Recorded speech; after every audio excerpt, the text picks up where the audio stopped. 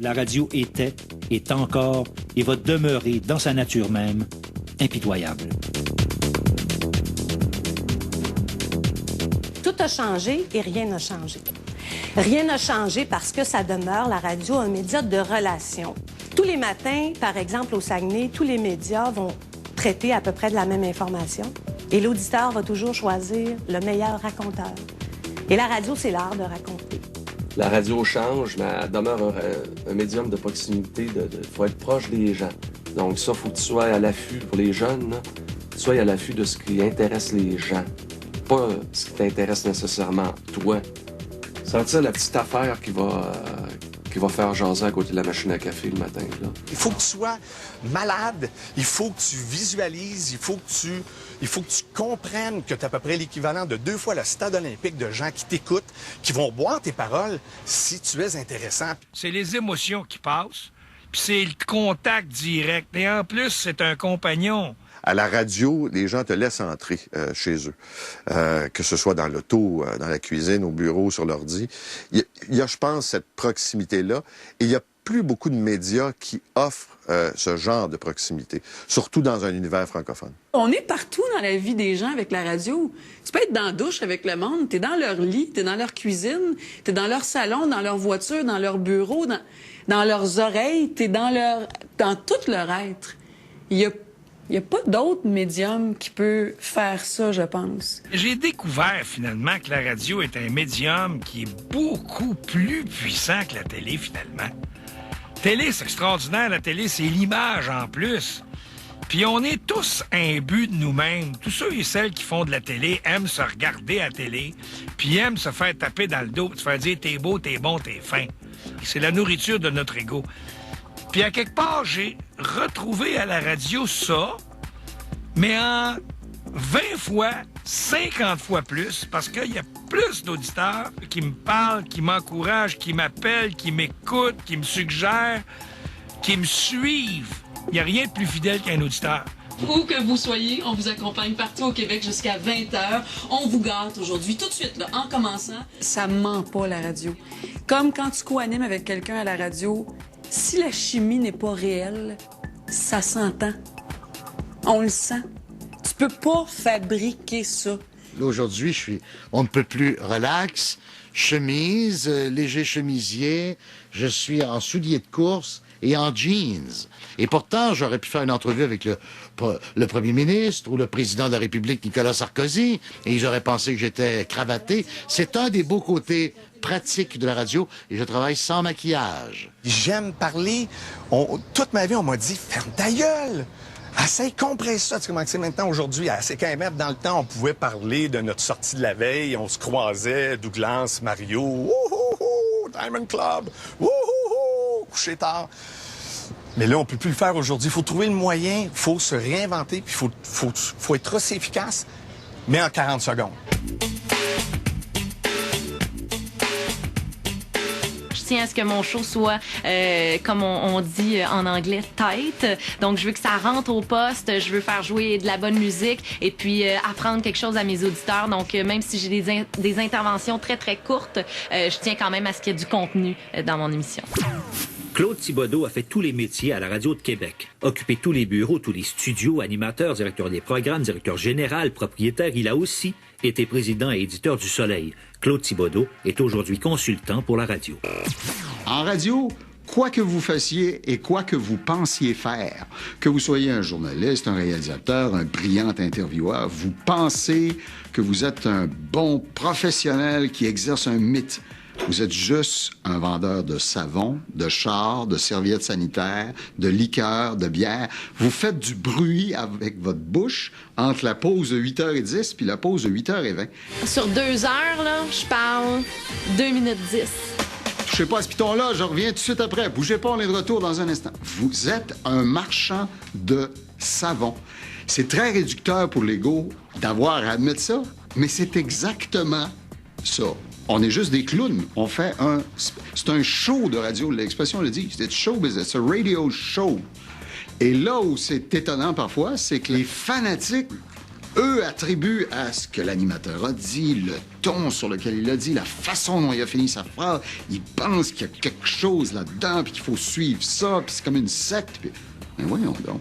Ces gens-là, ils font leur show, puis ils punchent en avant, puis c'est pas encore des annonces enregistrées, puis ils enregistrent des messages, puis ils sautent dans leur poche leur Cadillac Escalade, puis on joue au golf le reste de la journée, puis on commencera demain matin. Je veux dire, c'est pas une religion, mais il y a beaucoup de gens qui font de la projection de valeur à travers ce que leurs animateurs leur semblent être.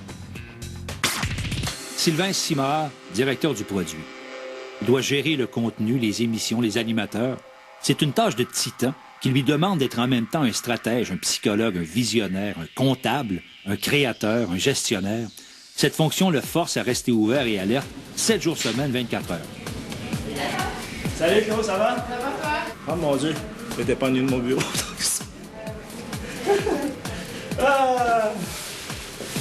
Ben, c'est un peu la nature de notre business, d'avoir du plaisir. Puis je pense que là, mes employés ont poussé ça...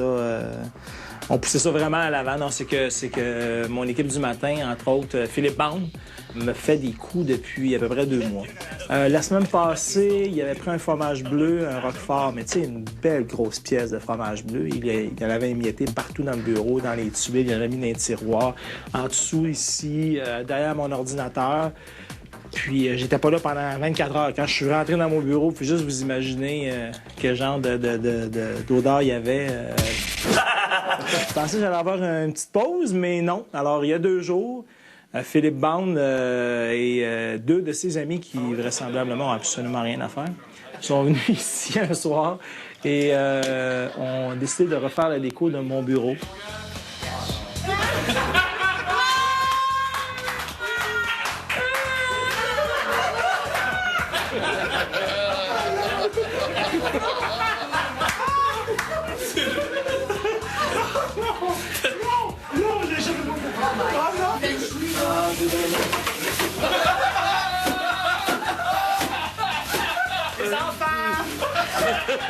Mais ça donne...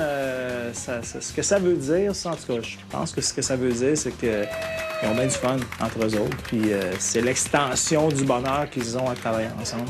C'est pour ça que ce bureau-là est comme ça. Aujourd'hui, le directeur des programmes d'une station de radio, évidemment, ça s'occupe de s'assurer que les émissions en ondes soient les meilleures possibles, de coacher les animateurs, les animatrices, de les guider dans leur quotidien, de bâtir l'espèce de livre de recettes d'une station de radio pour Montréal et pour le réseau. Tu sais, ça part à Montréal, puis après ça, tout le monde suit à peu près la même recette. Maintenant, on s'occupe aussi du site web. Donc, moi, je m'occupe du contenu en ondes, du contenu sur le site Internet. Je m'occupe du site Facebook. Je gère le Twitter aussi de la station. On est devenu vraiment multitâche. Là. Ça part donc de la programmation, puis ça finit à la fin de la journée. On fait même des ventes. Là. Charles Benoît est vice-président exécutif d'Astral Radio. Il orchestre et dirige les 83 stations de l'Empire Astral, d'un bout à l'autre du Canada. Véritable autodidacte, Charles se distingue par la vision humaniste de sa tâche, dans un univers qui a la réputation d'être sans pitié. Il faut avoir beaucoup d'énergie. Parce que, quelque part, notre job, c'est de prendre notre énergie et la transmettre à nos gens. Quand tu y penses, la radio, c'est de l'air. Ce n'est que des émotions. C'est des êtres humains.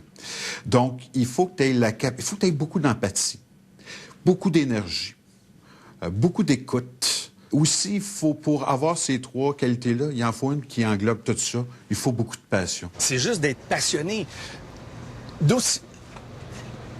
Je recule là, dans le passé, je suis à Val-d'Or, et puis j'ai une vieille radio AM, et je suis censé dormir, puis je suis caché dans ma chambre, sous les draps, puis j'écoute, ça rentre là en Abitibi parce que c'est un pays qui est plat. Les ondes de New York rentraient, puis j'écoutais WNBC New York, j'écoutais Wolfman Jack, j'écoutais les DJ américains qui travaillaient au AM au début des années 70. Puis j'étais fasciné par la radio. J'étais fasciné, je comprenais pas comment ça pouvait se rendre dans ma petite radio AM en Abitibi. Un type de New York, plus qu'un astronaute, plus qu'un pilote d'avion, plus qu'un architecte, c'était la job de radio. Ben, c'est sûr que je suis nerveux. Je suis nerveux encore. Qu'est-ce que tu veux que je te dise, regarde? dans ma poche droite parce que je me lève jamais le pied gauche en me levant le matin. Je pars tout le temps avec le pied droit, OK? J'ai mon Lucky Penny. J'ai mon porte-clés chanceux avec le nom de mon fils David, le numéro 7, et mon sport favori, le hockey. Et pour chasser les mauvais esprits, j'ai mon œil du diable. Et tout va très bien. Moi, j'avais des automatismes. Je suis un gars qui est très... Je bouffe la même chose, j'embrasse de la même façon, je lis ma presse. Avant ça, c'était Montréal Matin. Depuis des décennies, j'arrive à la radio, je regarde mon log musical, je sais comment je vais faire mon ouverture, j'ai 2-3 liners. Je travaille de la même façon. Je me lève à 3h30 le matin. Déjà, j'ai une bonne idée de ce qu'on va faire parce que la veille, on s'est préparé. Puis après ça, je m'en viens à la station, je pitonne, j'écoute, voir un peu quelles sont les nouvelles qui se sont ajoutées.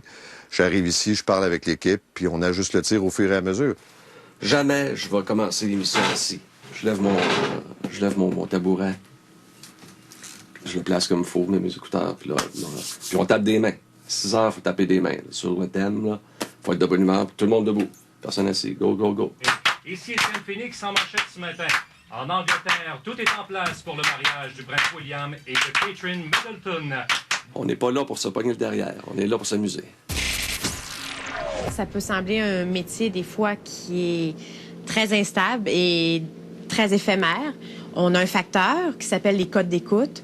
Puis, autant de talent un animateur puisse avoir, si malheureusement, les codes d'écoute ne sont pas au rendez-vous, il va falloir que ça se termine. Moi, j'ai un souvenir ici, là, assis ici, là, à ce bureau-là.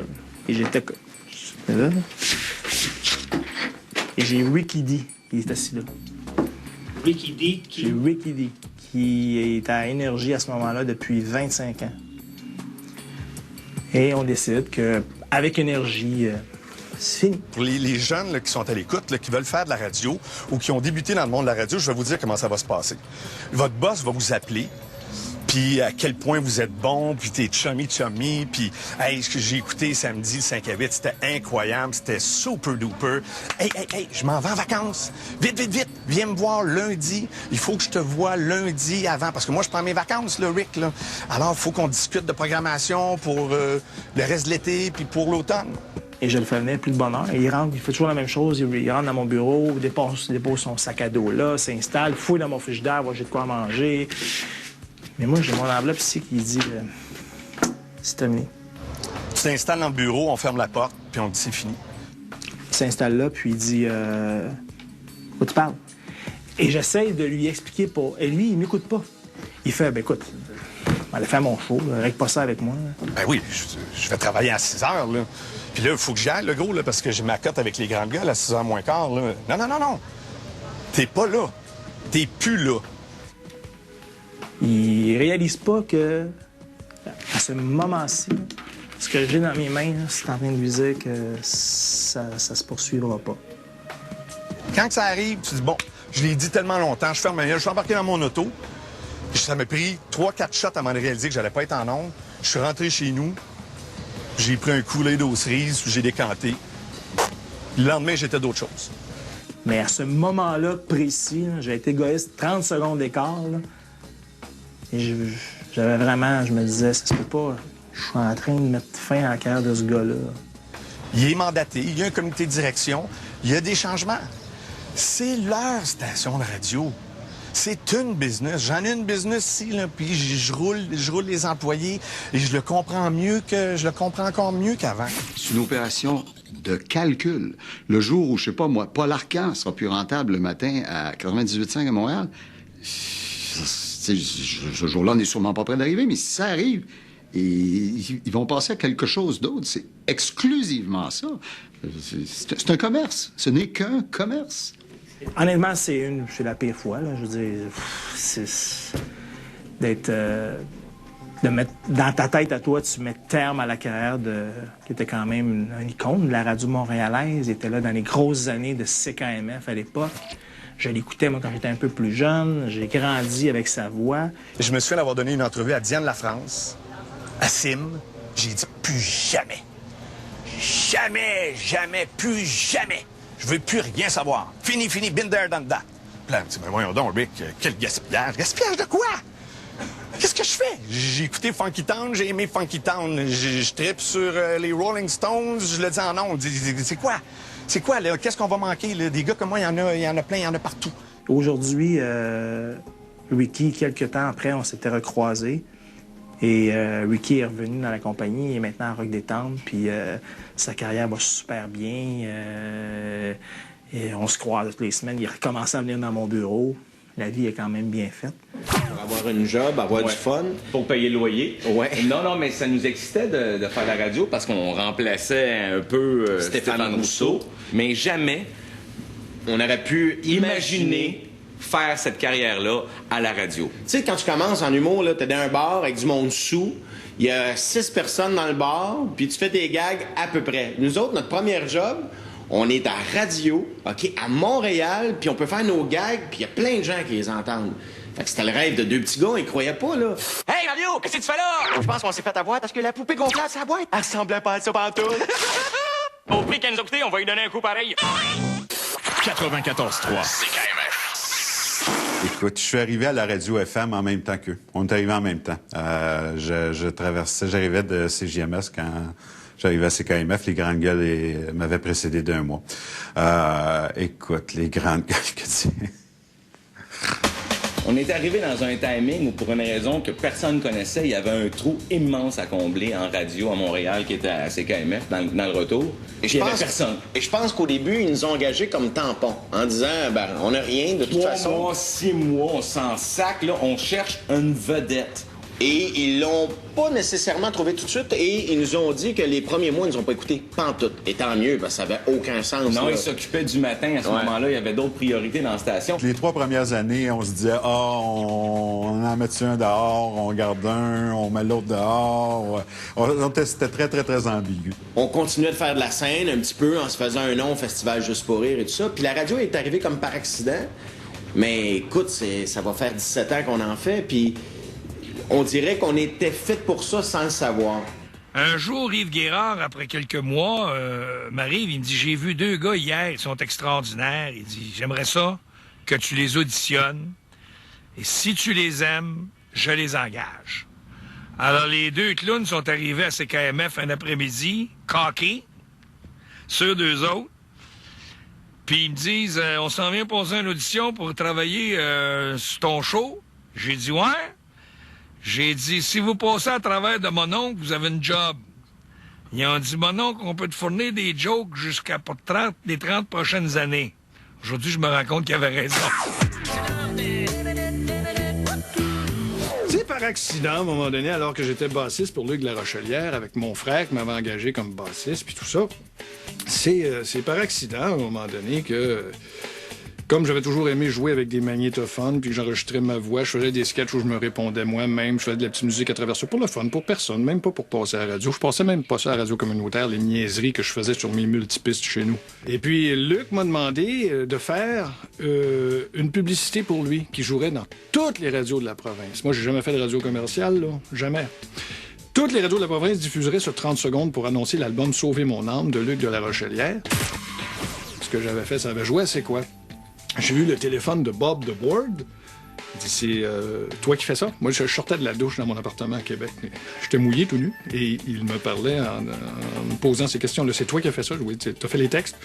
Oui. T'as fait l'enregistrement? Oui. C'est ta voix? Oui. Veux-tu une job? Et c'est comme ça que ça s'est passé. Veux-tu une job? Puis j'ai commencé du jour au lendemain, le 4 septembre 90, à C'est quoi? Avec mon petit équipement, à essayer de faire des jokes. Au bout de 3 semaines, ça a comme collé. Mais pendant 3 semaines, ça vacillait. Je me cherchais. C'était pas très bon. Mais il y a eu la patience de Normand Brathwaite, il y a eu la patience d'André Saint-Amand, la patience de C'est quoi à l'époque, qui m'ont donné vraiment, qui m'ont laissé la chance du coureur. Et puis au bout de 3 semaines, c'est devenu Talk of the Town.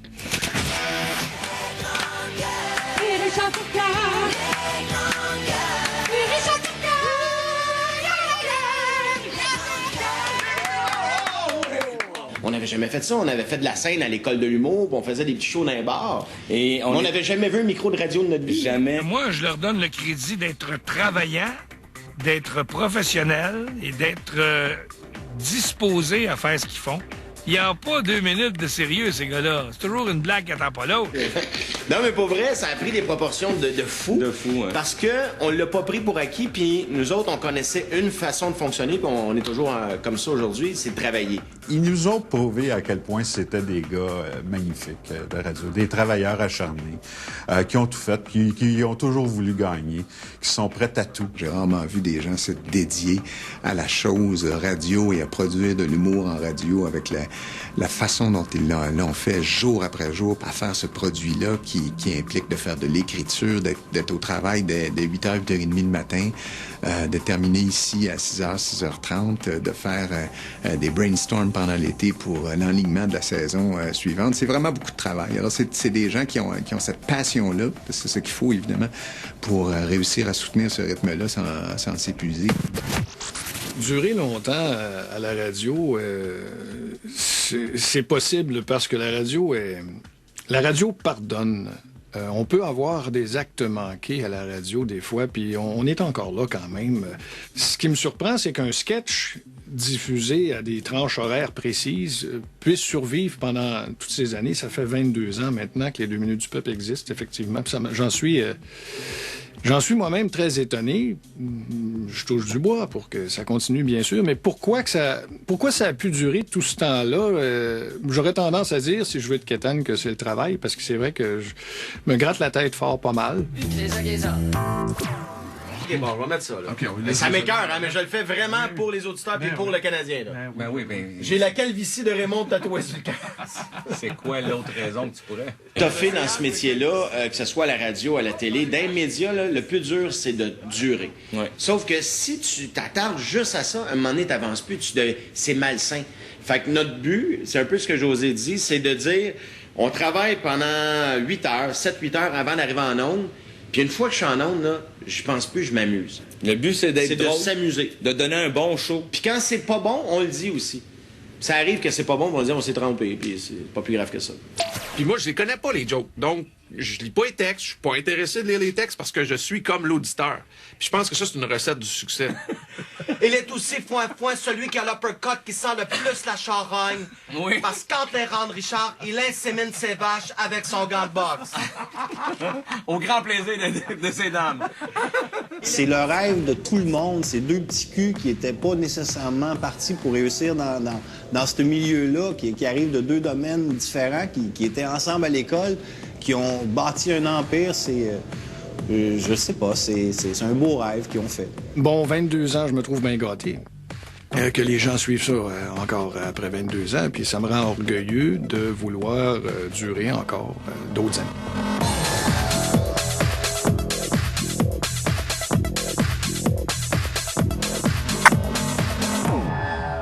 Les premiers réseaux sont arrivés dès 1968, hein? Et puis le deuxième en 73. C'était respectivement Radio Mutuelle et Télémédia, et qui sont à la fois étaient propriétaires de certaines stations et avaient des stations qui leur étaient affiliées. Et avant, les milieux des médias étaient un milieu traditionnel qui étaient des propriétés détenues par des familles. Il y avait une certaine fierté à détenir les médias. Aujourd'hui, les groupes médias sont davantage contrôlés par des entreprises publiques qui ont beaucoup de revenus. C'est une philosophie qui est très mercantiliste. Le directeur des émissions n'est plus celui qui, hier, avait travaillé sur le terrain, avait une formation de base, une culture, collège classique en l'occurrence dans le temps, et qui pouvait donner des conseils à ses animateurs quant à la qualité d'animation, la langue.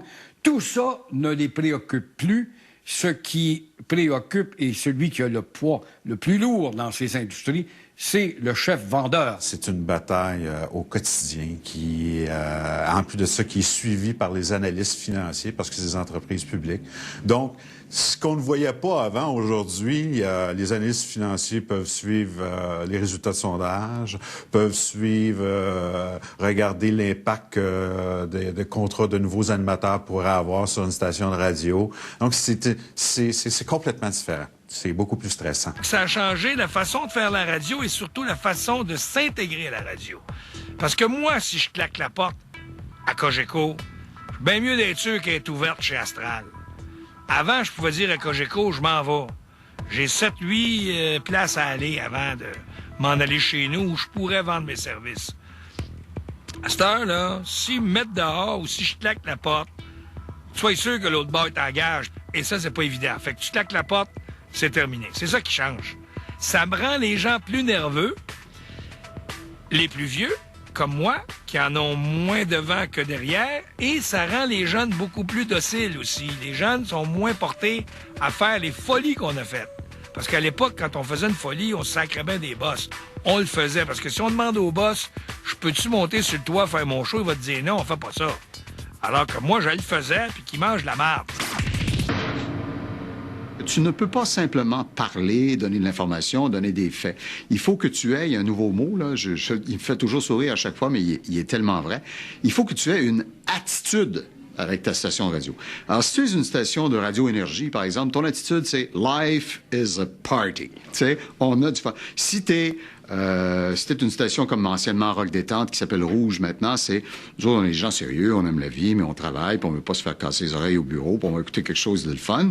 Si tu es Radio X à Québec, nous autres, c'est on le prend pas, tabarnak. Il y a une attitude. Alors, c'est la nouvelle donnée, ça, dans le marché. On standardise, les décisions se prennent à Montréal, un son est édicté de Montréal aux radios de province. On a diminué les effectifs dans les radios au nom de la rationalisation et des profits rapides. Je suis très nostalgique de cette époque où on allait à New Carlisle et on retrouvait une station extraordinaire qui s'appelait CHNC, à laquelle d'ailleurs a appartenu René Lévesque et qui faisait une très grande radio. J'étais heureux de savoir qu'il lutte encore pour avoir une radio locale là-bas. Vous traversiez le fleuve, vous alliez à Sept-Îles, CKCN Sept-Îles. Alors, j'ai en tête tous ces voyages que je faisais durant l'été et j'aimais écouter la radio locale. Et je ne sais pas si aujourd'hui c'est la même chose. En tout cas, je pense que c'est un petit peu plus uniformisé maintenant et bâti à partir de Montréal. En région, ça se porte aussi bien qu'en ville, pour différentes raisons. Évidemment, en ville, il y a plus de radios, il y a plus d'offres.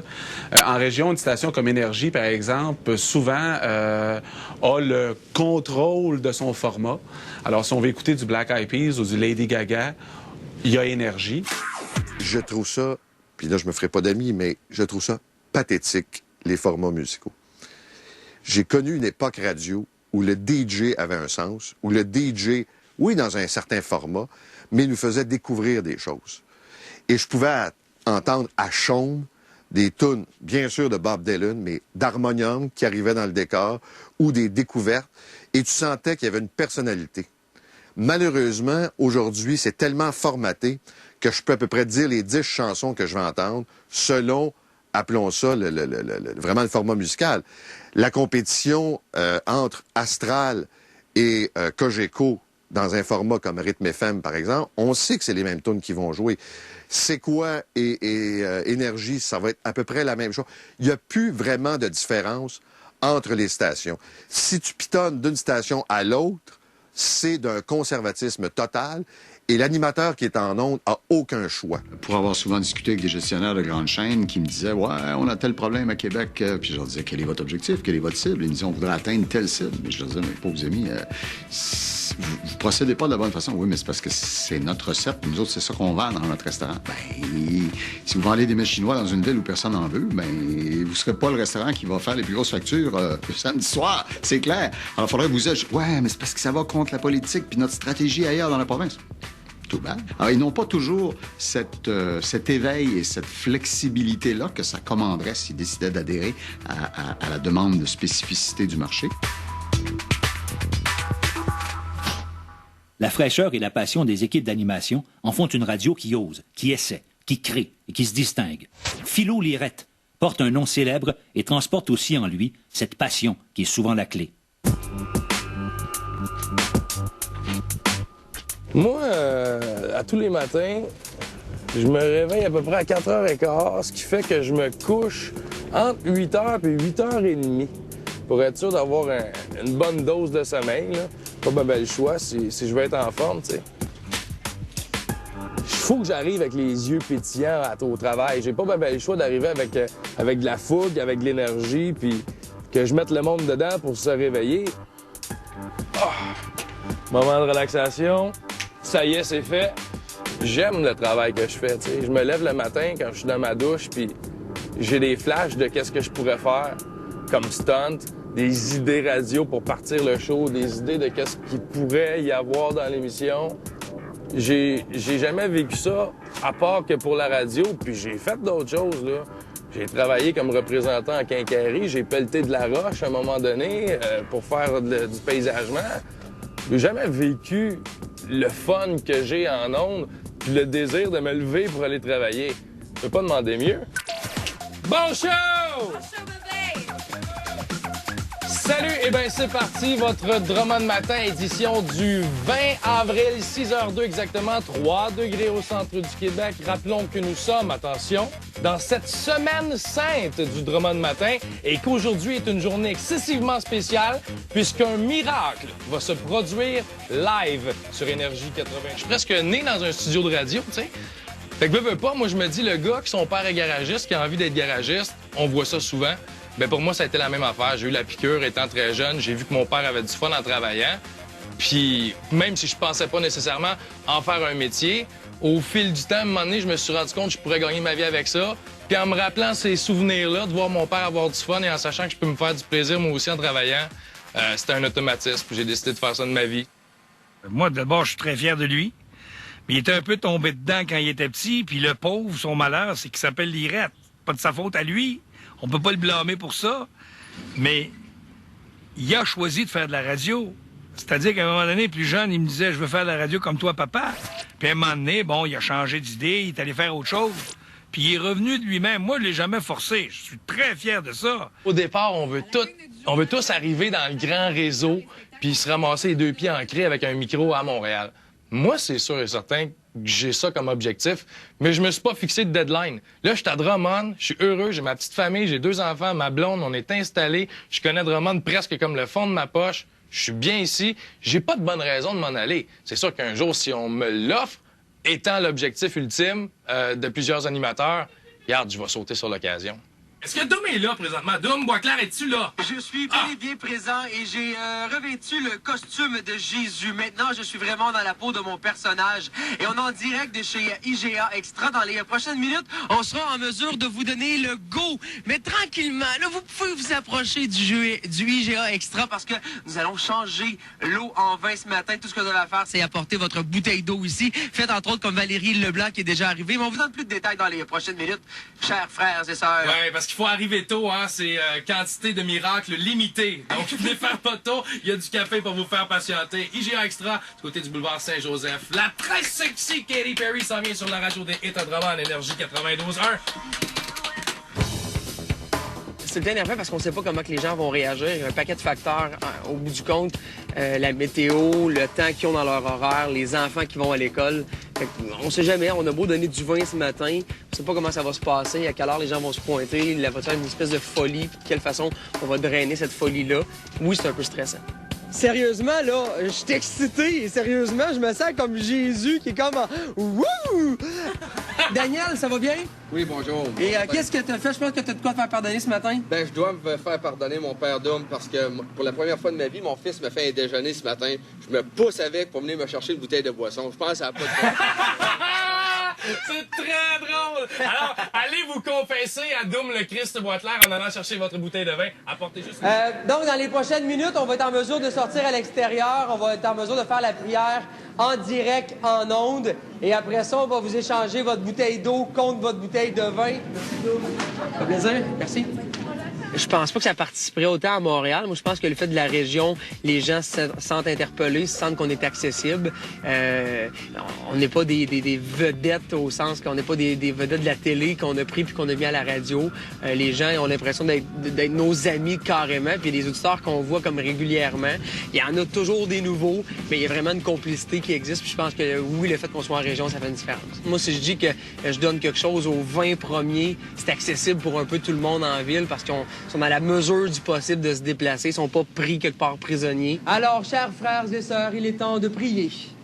Le roi Monobile, qui est toujours bien branché sur Énergie 92.1, que ton boulevard Saint-Joseph soit sanctifié, que le reste du Québec vienne, que notre volonté de vivre de Saint-Germain à Saint-Cyril, à Le fait vraiment que les gens soient proches de nous autres, c'est ce qui fait que ça réussit autant, puis qui serait peut-être différent dans des grandes villes. Puis on écoute Montréal, on le sait, puis il y a quand même des belles relations, mais j'ai l'impression que la relation se vit plus au téléphone. Exemple à Montréal, qu'elle peut se vivre sur le terrain chez nous, puis vraiment à cause de l'accessibilité géographique qui est plus facile. Alléluia!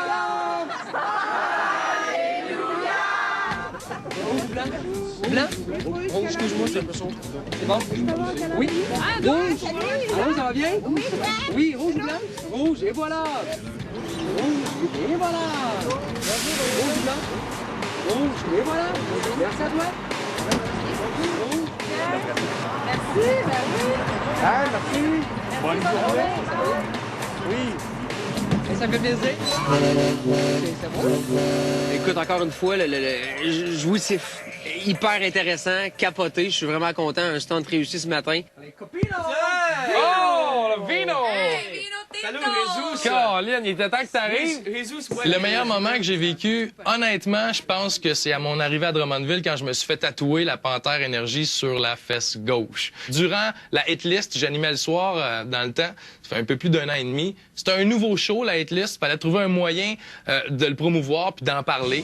Moi, j'ai dit, écoute, parce que c'est interactif, les gens votent pour leurs chansons en temps réel. J'ai dit, si on a 100 000 votes pour commencer la Hit List, là, alors que c'est un nouveau show, je me fais tatouer la Panthère Énergie. On a eu 150 000 votes cette journée-là. Puis quand tu dis de quoi à radio, t'as pas le choix de le respecter. Fait que j'ai une panthère sur le cul. Veux-tu, s'il te plaît, Belle Selena, me partir le serveur de 7h10, très fine? Je pense pas que le nom Lirette va arrêter de me suivre du jour au lendemain. Je suis même persuadé que pour encore très, très longtemps, je vais rester le fils de Mario. Et ce sera pas le contraire. Mario est le père de Philo Lirette. Un jour, je souhaite qu'on l'appelle Philo, comme moi on m'appelle Mario, parce qu'à un moment donné, je le dis depuis tantôt, les auditeurs qui me suivent ont mon âge à quelque part. Ils vont finir par disparaître eux autres aussi, puis la roue doit tourner. Alors lui, il va avoir sa gang. Quand il y aura mon âge, Mario Lirette, on se souviendra pas de Mario Lirette. Il me l'a déjà dit. J'espère qu'un jour, on va te voir, toi, pour tes talents, qu'on dira pas que t'es le fils de... Mais honnêtement, pour moi, ça change pas grand-chose. Ça fait partie de la game. Je l'ai dit, c'est un atout. C'est aussi une béquille à certains moments parce que les gens pensent que je vais être comme lui. Mais lui, c'est véritablement une personnalité. C'est sûr que lui, il essaie pas de m'imiter, mais il me veut aller. Je reconnais beaucoup du Mario dans ce qu'il fait. Le type de radio est pas le même du tout. Je l'ai vu aller, ça m'a donné des bons conseils, fine. Mais pour le reste, je fais ma propre radio. Il en est conscient, il le dit ouvertement lui aussi. On verra ce que le futur nous réserve. La radio à Québec obéit à ses propres lois. Il s'est créé une proximité entre la radio et le public de la région de Québec qu'on ne retrouve pas ailleurs. Cette proximité donne aux médiums un pouvoir que ni la télé ni les journaux ne peuvent concurrencer. Ce pouvoir confirme l'importance de la radio et donne lieu à des coups de génie et aussi à des débordements. C'est sûr que Québec a ses spécificités. C'est difficile, comme moi, comme gestionnaire, d'envoyer quelqu'un de Montréal travailler là-bas. Il y a un facteur de rejet quasi assuré. Il faut être de Québec ou pas loin de Québec pour y travailler, pour bien y comprendre le marché. Luc Tremblay a été animateur, puis a gravi tous les échelons pour devenir vice-président aux opérations des marques Énergie et Rouge FM.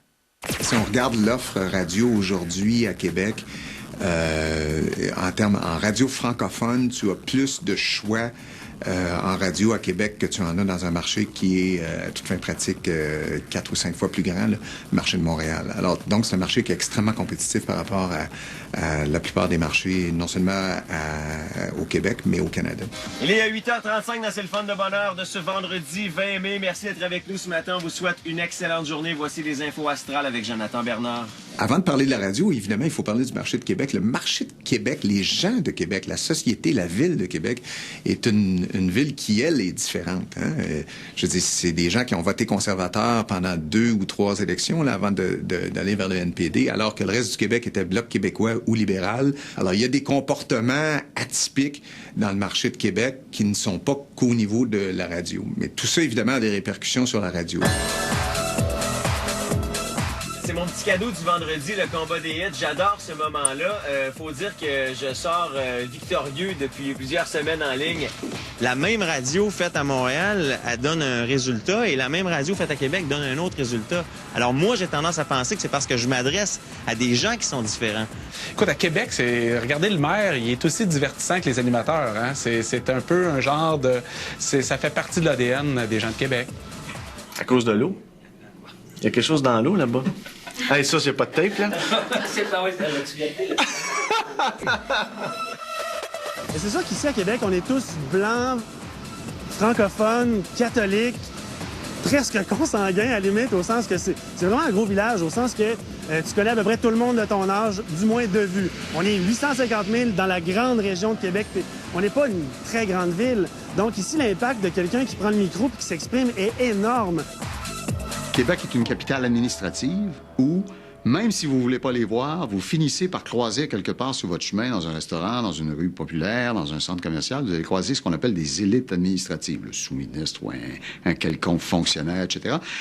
Et ces gens-là, nous le savons, ce sont des gens qui gèrent des dépenses, mais pas nécessairement des revenus. Alors, il est de bon ton de faire du bashing de ce monde-là. Tu sais, maudit là, puis ça coûte cher, puis on sait pas, puis ça gaspille notre argent. Puis... Alors, l'attitude de dire on va être vigilant, on s'en laissera pas passer, etc., on va être abrasif envers les gens auxquels nous devons demander qu'ils nous rendent des comptes, ce n'est pas un phénomène nouveau à Québec. Ça date d'au moins, je dirais, au moins 25 ans.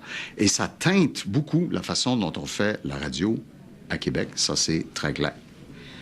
Bon, c'est peut-être un peu exagéré, mais j'ai toujours dit qu'à Québec, les gens font pas juste entendre la radio, ils l'écoutent. Ils sont partie prenante de la radio. Ils réagissent à la radio. Tandis qu'à Montréal, c'est tellement gros. Il y a tellement de multiculturalisme. Il y a tellement de gens que, bon, les gens l'entendent, mais vont pas nécessairement aller jusqu'à participer ou...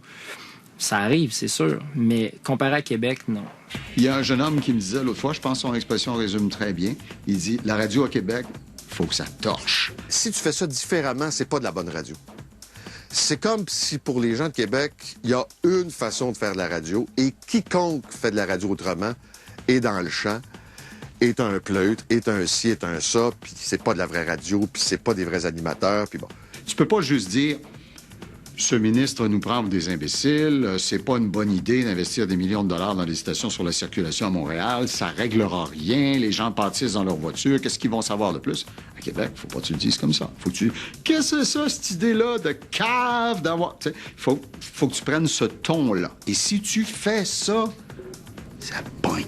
Il y a encore de la radio un peu, on va dire, poubelle à Québec, un peu, mais je pense que il y a certaines limites qui se sont placées. Maintenant, les gens qui font de la radio parlée ont peut-être une intention de, oui, faire réagir, mais peut-être pas nécessairement y allant avec des choses très, très extrêmes ou qui vont vraiment choquer. On veut faire réagir, mais je pense que les balises se sont placées. Ce qui fait que de la radio poubelle, pas vraiment, tu sais. La radio de Québec est lamentablement abominable dans l'ensemble. On est loin même de l'époque où d'André Arthur, que l'on lapidait parce qu'on disait que c'était un pamphlétaire parfois vulgaire, qui s'introduisait dans les vies privées, ce qui était vrai. Parce que moi-même, je suis pas capable de m'empêcher de prendre votre poste. OK, maintenant, c'est assez. Répondez à ma question. Quelle question, là? Bonne journée, madame. Oui, bonjour. Mais qui était un grand communicateur par rapport à aujourd'hui où on descend au 3e niveau, au 3e ou 4e sous-sol. La scatologie, les sacs, la jouale sont devenus des espèces de culture officielle. De mon côté, je vais vous dire un truc. J'ai la tête dans le cul. Mais il y a un coupable derrière tout ça. Des patrons qui laissent faire et qui sont de connivence avec cette facilité au nom des revenus, et la Régie des ondes qui est une non-entité et qui, au nom de la libre circulation des idées, n'intervient plus. Moi, j'ai connu une époque, dans les années 60, 80, jusqu'à 80, lorsque le CRTC appelait dans un poste de radio, on se dressait les oreilles parce qu'on savait qu'il pouvait y avoir une sanction quelconque, et la radio était de beaucoup plus disciplinée qu'elle ne l'est aujourd'hui. Puis je pense qu'un commentaire qui est déplacé, ça peut arriver dans n'importe quel marché de radio, mais le problème, c'est que souvent, Montréal est resté avec une étiquette au niveau de la radio de Québec, ce qui fait que s'il y a un seul commentaire qui peut s'apparenter à de la radio poubelle, là, on ressort la valise de la radio poubelle, mais pourtant c'est 1/100 de ce qui se passe actuellement, je pense, dans le marché. Là. Je perds un peu de crédibilité avec la moustache. C'est d'ailleurs mon premier pinch à vie.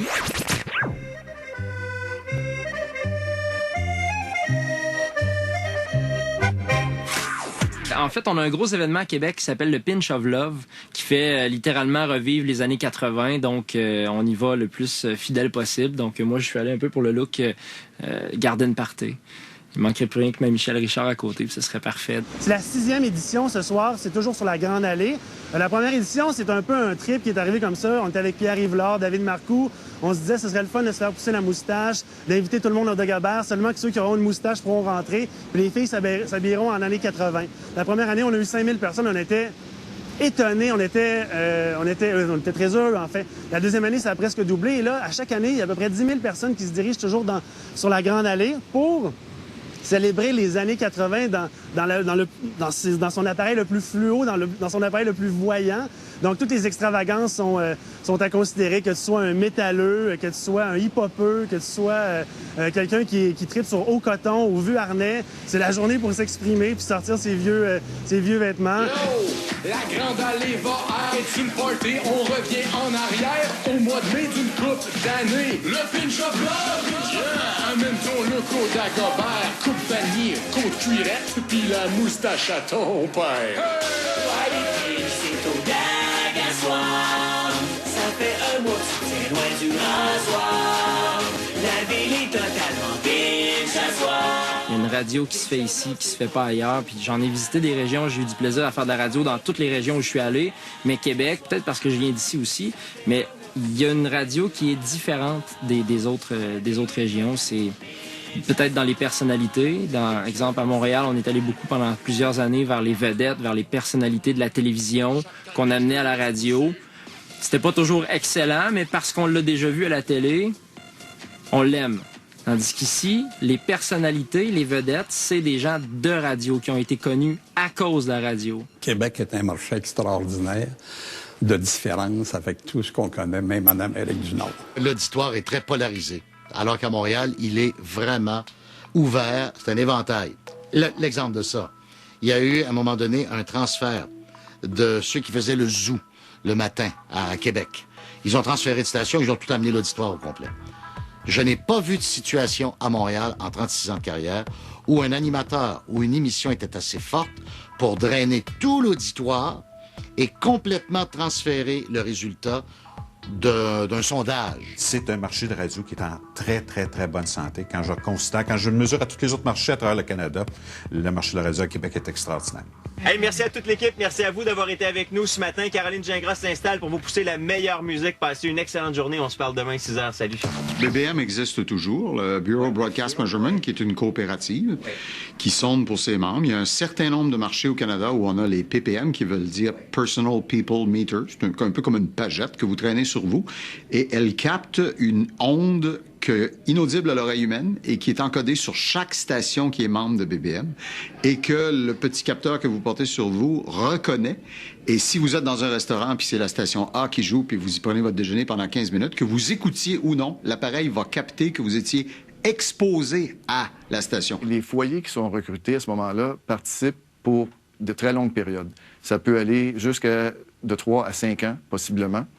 Et tous les individus âgés de 2 ans et plus participent à la mesure. On demande aux gens de le porter du lever jusqu'à leur coucher. Alors, à la fin de la journée, le citoyen prend l'appareil, le met dans une base qui ressemble à un petit chargeur pour cellulaire, et c'est téléchargé à distance par BBM depuis leur bureau en Ontario, et qui, à chaque jour, font un portrait frais et hyper détaillé. Ça, c'est dans les marchés où on a déployé ces petits bidules. Dans les marchés où la taille du marché et les revenus que tire BBM du marché ne sont pas suffisants pour financer une telle technologie, on fonctionne encore avec les bons vieux cahiers d'écoute qui ressemble à une espèce de carnet que vous avez avec votre chéquier, là, où vous notez tous les chèques que vous avez faits, et on escompte que vous allez, à chaque 15 minutes de votre journée où vous écoutiez la radio, indiquer. Je ne sais pas qu'est-ce qui est le mieux. Est-ce que c'est mieux les cahiers? On dit que les PPM, c'est mieux parce que c'est plus précis. Ça a affecté beaucoup, en tout cas, les résultats. Je sais que là où c'est sorti, il y en a qui ont mangé des volets. il y a des variations par rapport à ce qui était avant. Il y a moins de gens qui écoutent. Ils l'écoutent depuis moins longtemps. Mais c'est pas lié aux médias, c'est pas lié à la radio, c'est pas lié à la télé, c'est lié au style d'écoute des gens. Les gens, aujourd'hui, restent pas toute la journée écouter la même station de radio. On s'aperçoit que notre auditoire est très impatient. Alors, ça veut dire qu'il faut vraiment tout de suite aller chercher l'intérêt. Ça force les animateurs, je dirais, s'il y a bien quelque chose, à être beaucoup plus précis, beaucoup plus concis et beaucoup plus pertinent que jamais, parce que les gens ont le doigt facile sur le piton. Puis le PPM, ce qu'il fait, c'est qu'il mesure cette réalité-là, qu'il y a certaines émissions de radio qui performent vraiment, puis qu'il y en a certaines qui performent moins. Avant, ça prenait 10 ans avant de t'apercevoir que l'émission était pas bonne. Aujourd'hui, ça te prend 24 heures. L'écoute mesurée électroniquement permet de suivre les fluctuations à la minute. Je suis capable de vivre avec ça. Mais la journée où vous allez venir voir des animateurs comme moi, ou comme Paul Arcand, ou n'importe quel autre animateur ou animatrice, et vous allez leur dire, tu vois là, le mercredi 13 septembre, à 17h03, tu as commencé à parler de baseball, puis les femmes n'aiment pas le baseball, donc ça baisse. Je veux dire, parler à quelqu'un d'autre. Parce que si on tente, à partir de ces résultats extrêmement microscopiques, d'influencer la façon dont l'animateur va communiquer avec ses auditeurs et auditrices, on n'en finit plus. Et vous allez avoir quelqu'un qui va s'inscrire dans un institut psychiatrique le vendredi. La façon de faire la radio, ça n'a jamais changé. La façon que toi puis moi, on écoute la radio, ça n'a pas changé parce qu'on mesure avec les ppm. Ça a toujours été vrai qu'un commentaire plate fait fuir le monde. Ça a toujours été vrai qu'un commentaire pertinent et précis avec plein d'émotions garde le monde à l'antenne. Qu'on soit minuté chaque minute par jour, 7 jours par semaine, tout le temps, bon, ça fait partie de la vie, mais à un moment donné, tu l'oublies, ça. En tout cas, moi, comme animateur, je pense pas à ça. Et c'est moins tordu qu'à l'époque où on fixait un nombre de semaines, où tout le monde mettait un concours en même temps pour être sûr de provoquer une espèce d'événement pendant cette période-là. Là, ça m'apparaît plus fair, je pense.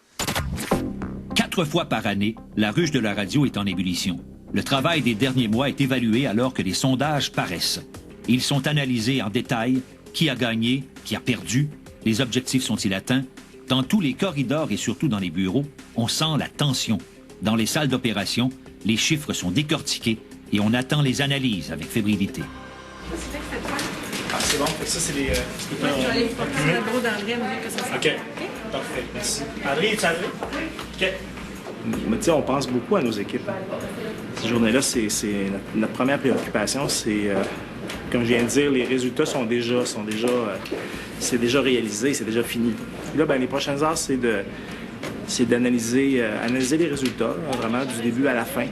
Ça va? Je pense qu'on a des bonnes nouvelles. Ouais. On est vous dire ça tantôt. Pour vrai? Qui a déjà commencé depuis une bonne heure. La personne que j'appelle, c'est toujours ma femme. Qui vivent avec nous autres intensément les bons et les moins bons moments. T'es contente que je t'appelle? Ah, ben c'est bon, ça. Comment ça va? Ça a l'air qu'on dirait qu'on est 150 personnes, mais c'est une petite équipe des stations de radio. Les gens travaillent proche l'un de l'autre. Puis quand tu fais des changements, puis que là, tu travailles comme un fou sur des choses, puis que le résultat n'est pas là, c'est sûr que là, tu te questionnes. T'sais. Faut pas t'aider de doute. Le moins possible. Pas tout à fait facile. Ben là, 5 parts en 5 semaines. Ben oui, on avait eu 18 pour le 8 semaines. On pensait être à 18, pas à 13. Non, c'est pour ça que c'est une catastrophe. Ouais, non. Fait que, d'accord, je les attends, ils vont être ravis. Ou est-ce que le bas blesse un peu, c'est qu'on a un résultat à Rock Détente qui est décevant, qu'on s'attendait pas d'avoir. Il faut creuser, là. On va vouloir des réponses à ça, parce que c'était pas à ce qu'on s'attendait. Oui, madame, ça commence à rentrer au compte-gouttes. Donc, d'après moi, d'ici 13 heures, je vais être capable de t'envoyer des trucs. Ben, ça me fait plaisir, ma chère. Fait qu'on se parle tantôt. C'est commencé. C'est le journal? Oui, c'est le Journal de Montréal. Fait que Sylvain est parti, fait qu'on... Je traverse? OK. Fait que, allons-y, on s'en va dans le bureau du boss.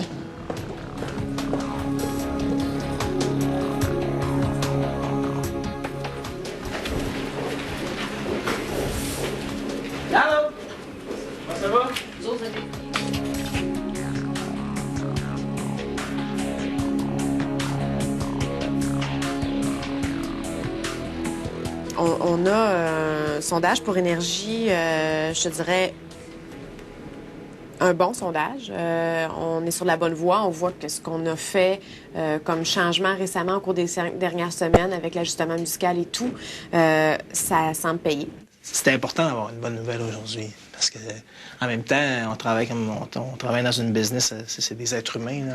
Eux, si tu fais un changement aussi majeur, tu leur demandes d'y croire, tu leur demandes d'embarquer avec toi là-dedans, tu fais le changement, tout le monde embarque. Moi, j'ai rarement vu une station de radio se revirer aussi vite, puis d'endosser un plan aussi rapidement, puis d'y croire tellement vite comme ça. Fait que là, aujourd'hui, ça va être plus facile pour tout le monde de continuer.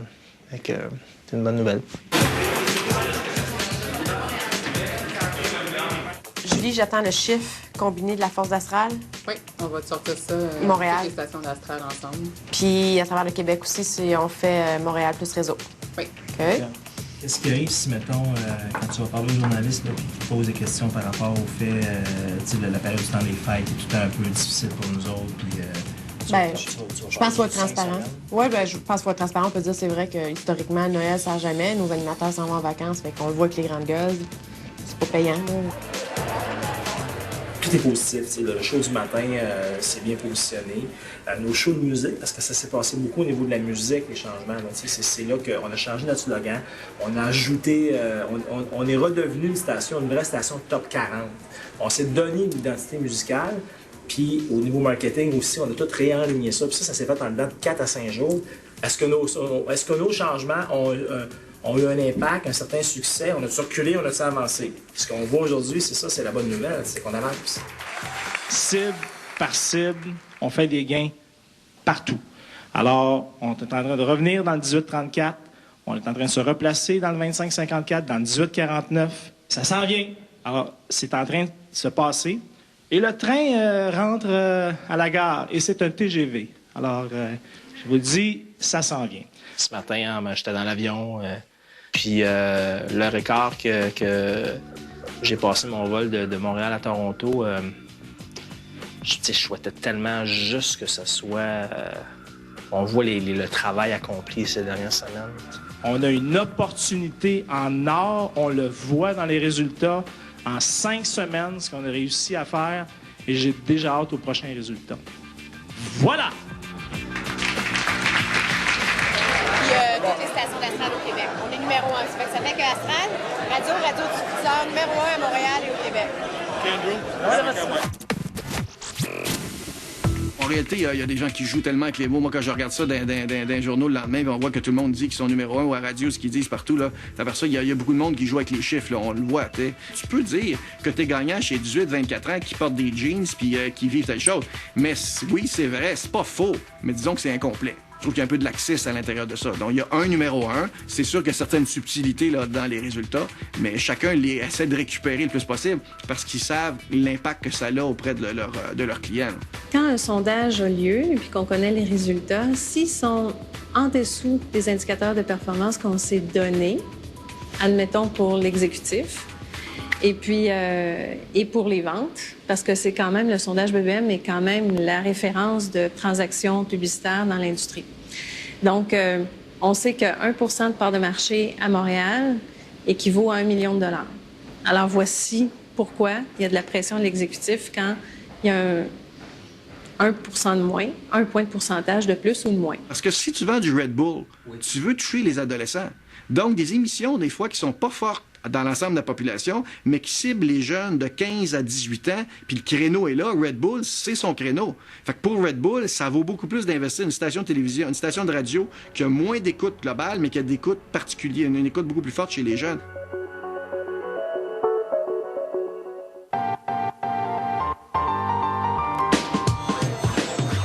La radio est-elle appelée à mourir? Non, mais elle voit son influence diminuer, un peu comme le train.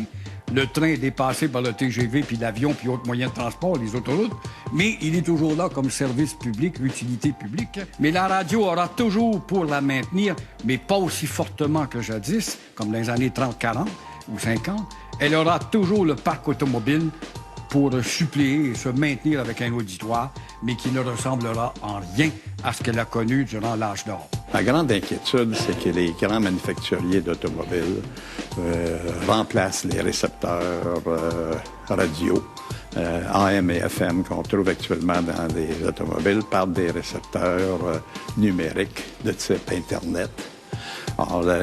Et qui permettrait aux auditeurs de choisir des stations qu'ils veulent entendre. C'est sûr que la radio est challengée par les nouvelles technologies. Il y a des enjeux du côté des jeunes qui, évidemment, consomment leur musique soit en la piratant, soit en l'écoutant sur les iPods, sur les iPhones. Mais il reste que quand on regarde les statistiques d'écoute à travers les années, la radio est relativement stable. On tuera pas la radio. Ça a servi tellement de... Ça a servi tellement de gens, la radio, à la guerre comme en amour. Ça a servi. Donc, la radio va toujours rester. Elle va prendre une forme différente, cependant, elle va se fabriquer différemment. De tous les médias traditionnels, c'est sans aucun doute le média qui a le mieux survécu et qui survit le mieux à l'émergence de nouvelles plateformes. Ça a donné l'occasion à la radio d'amener de l'image via l'Internet, via la mobilité. Moi, je pense que la radio musicale, pas que ça va disparaître, mais c'est quoi la réalité? Moi, j'ai 2 enfants, 2 gars, là, dans la vingtaine, ils n'écoutent pas beaucoup la radio FM, là, musicale. Leur musique, ils vont la chercher ailleurs. Les auditeurs ont des besoins. L'auditeur qui est en situation mobile, il a besoin d'être détendu, parce qu'il est tendu juste à conduire dans le contexte routier qu'on connaît. Il a besoin d'informations aussi vitales pour savoir sur quel pont passer, si le pont est encore là, et si... C'est un besoin au continu. Et puis, la radio, aujourd'hui, il y a toutes les stations vont aller dans cette voie-là pour donner ce type d'information-là, parce que c'est une information qui est nécessaire à l'auditeur. Les gens demeurent soucieux, veulent savoir comment ça va chez eux. C'est quoi la météo chez eux? C'est quoi l'état de la circulation? C'est quoi les dernières nouvelles locales de leur patelin? Et ça, la radio le fait excessivement bien. Je sais qu'il y a des gens qui me disent... Mon Dieu, que ça passe un petit peu plus vite en vous écoutant dans le trafic l'après-midi. Alors, ça, je pense que c'est l'ingrédient essentiel de la radio. C'est d'abord et avant tout les hommes et les femmes qui composent ce qui va aller en ondes comme message. Je vois pas de limite à ça. Oui, la radio est de fils, de satellites, de circuits électroniques, mais elle est surtout de sang, de sueur, de cœur et d'esprit. La radio est humaine, et souvent surhumaine. La radio résonne, elle me fait résonner, mais pour ses artisans, elle peut aussi être intraitable et cruelle. La radio est au cœur de la vie moderne, encore pertinente, encore essentielle. La radio est nous, au cœur d'un match qui ne se terminera jamais.